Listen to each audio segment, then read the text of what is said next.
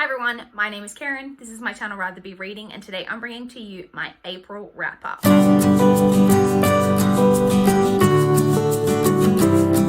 April reading month got off to kind of a shaky start, but overall I think it was pretty successful. I was taking part in the Owls Magical Readathon this month, so I will be touching on that as well, seeing how we did on the Readathon. But first off, as always, let's start off with my reading statistics. So, I ended up reading a total of 24 books, which I'm very, very happy with. I also had an additional 2 DNS on top of the 24 that I completed. The 24 that I completed was made up of 22 novels, 1 novella, and 1 graphic novel. I read 16 things in physical format, I read 4 ebooks, and I listened to 4 audiobooks. And then excluding audiobooks, as always, I read 14 books that I owned and 6 from the library. I read a total of 9,549 pages, which averaged out to 318 pages per day. The shortest book that I read was 128 pages. And the longest book that I read, which I think is the longest book I've ever read, was 1,462 pages. That was, of course, The Count of Monte Cristo. If you saw my videos, then you know that I read that this month, but also, like I said, the fact that I still managed to complete a total of 24 books when I read a book that is the equivalent of 4 books, I'm very happy with. The lowest star rating that I gave this month was I gave 2 separate books 2.25 stars. And the highest star rating that I gave was I did give a 5-star out this month. My average star rating for the month averaged out to 3.56 stars, which I'm pretty happy with. Any month that my star rating manages to get above a 3.5, I'm always happy with. So before we get into some of my other things that I kind of generally touch on, let's go over the Owls Magical Readathon. I'm just moving my laptop onto my lap so that we can discuss all of the owls. So there were 12 owls, 12 subjects, and I was tossing up between a couple of careers, which I still am. I'm going to hold on to my final career choice until we get to the newts, and I kind of see what works for me in newts. So my goal was basically just to achieve every owl if I could, because I tried to do that last year and I ended up missing one. But this year I was successful. I managed to complete all 12 owls. So let's go over them quickly and what book worked for what. So first off, we had the owl for Ancient Runes, which was the heart rune, which was to read a book with a heart on the cover or in the title. For that, I ended up reading The Sparkle Pages by Meg Bignell. I will leave a copy of the cover here so you can see. I'm not sure how well you can see it, but in the gold bits that are on it, there are some of those little gold parts are hearts. So I used that one for that. The next one is Arithmancy, which was Magical Qualities of Number 2, Balance/Opposites, read something outside your favorite genre. For that, I chose Sun by Lois Lowry, as my favorite genre is thriller, and that is a sci-fi dystopian. Next was Astronomy, which was to read the majority of this book when it's dark outside. For that, I used Day Zero by Cressley Cole, which is a novella, and I read the whole thing while it was dark outside. The next owl was for Care of Magical Creatures, which was for Hippogriffs, a creature with a beak on the cover. For that, I read An Enchantment of Ravens by Margaret Rogerson.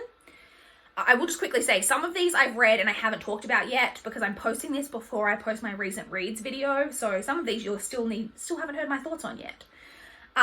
The next owl was for Charms, which was Lumos Maxima. Read a book with a white cover. For that, I used Before I Go to Sleep by S.J. Watson. Again, I'll quickly throw up a picture of anything that has a reference to a cover. I will put a picture of the cover up so you guys can see what I'm talking about. The next owl was for Defense Against the Dark Arts, which was Grindylows, which was to read a book set at the sea/coast. For that, I used The Count of Monte Cristo by Alexandre Dumas. The next owl was for Divination, which was The Third Eye. Assign numbers to your TBR and use a random number generator to pick your TBR.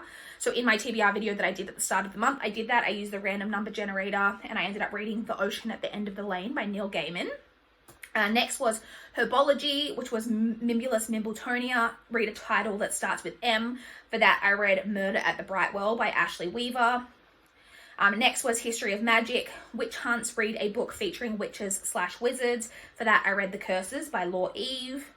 Next was Muggle Studies, read a book from a perspective of a Muggle, i.e. a contemporary. For that, I read All the Rage by Courtney Stevens. Next was Potions, which was the shrinking solution. Read a book under 150 pages. For that, I read the Buffy the Vampire Slayer Volume 1 graphic novel, High School as Hell by Geordie Belair. And then the final hour was for Transfiguration, which was the Animagus lecture. Read a book/series that includes shape-shifting. For that, I read Red Riding Hood by Sarah Blakely Cartwright and David Leslie Johnson. So that's it. Those are the 12 hours. I'm really happy that I managed to check off all of them. Like I said, I will have a,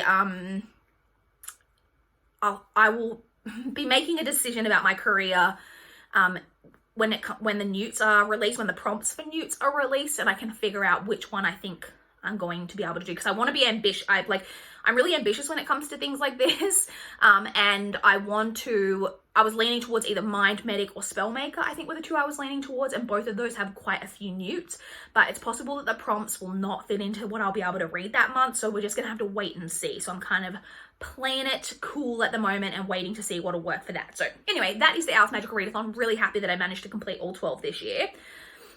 So now just quickly to touch on my least favorite and most favorite book of the month. So the least favorite book, the worst book that I read this month, was Red Riding Hood by Sarah Blakely Cartwright and David Leslie Johnson.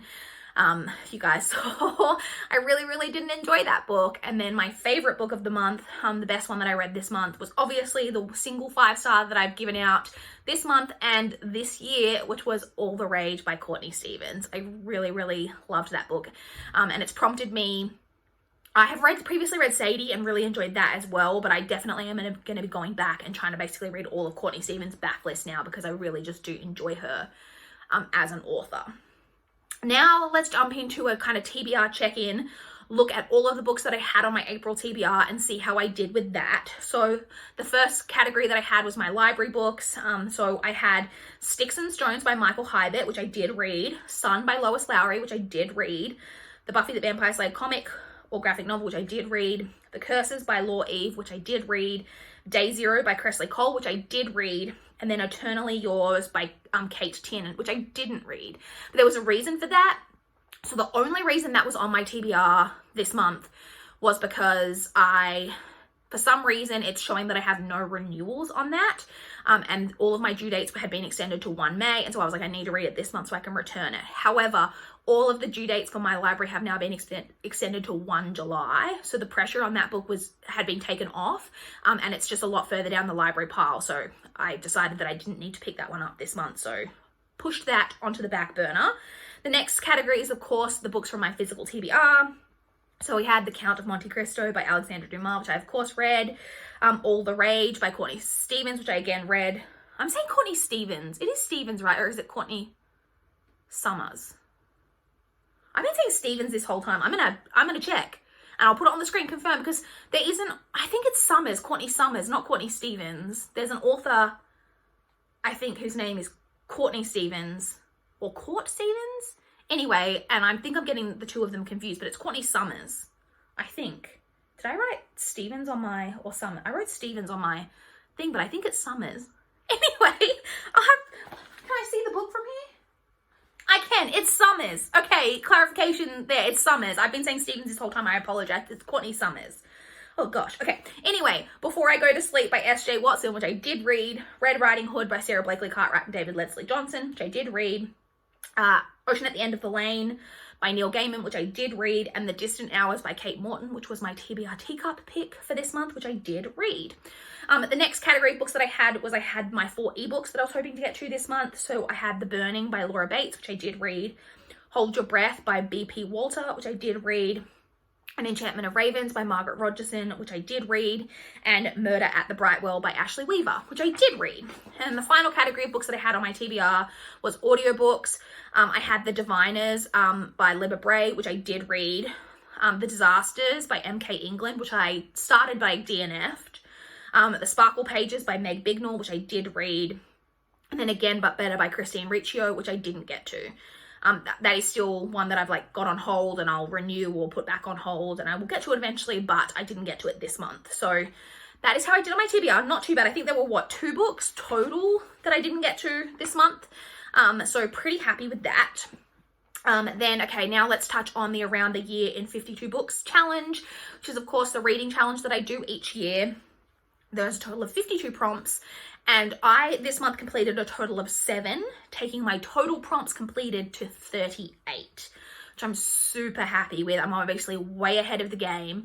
I think I have now checked off almost every challenge that's like will just happen easily with my natural reading, and the rest of them are ones that are going to have to be like a conscientious effort is going to have to be made to get to those, which obviously is where my TBR teacup comes in each month. So anyway, I'm really happy with how I'm doing on that so far. And then finally, to check in on my physical TBR numbers and to see how I'm doing, because as you guys know, I have a goal to reduce my TBR to below 400 books in 2020.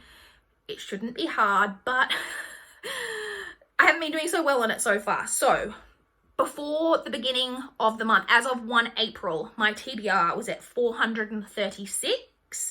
I read a total of 9 books from my TBR this month, which I'm really happy with, and I only hold 1 book to my TBR this month. So my TBR total as at the end of April was 428, which is a reduction of 8 books, which I'm really, really happy with.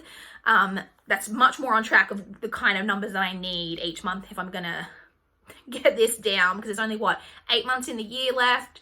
Obviously 28 books you think would be easy, but obviously books are still going to come in no matter what I do. Sorry about the sun. I'm filming this a lot later in the day than I usually do, so we've got weird sunlight things going on. But anyway, so yeah, pretty happy with how I'm doing on my physical TBR.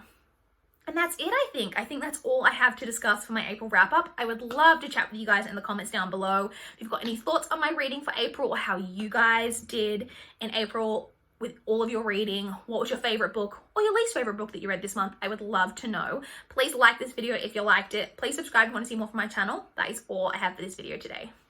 Bye, guys.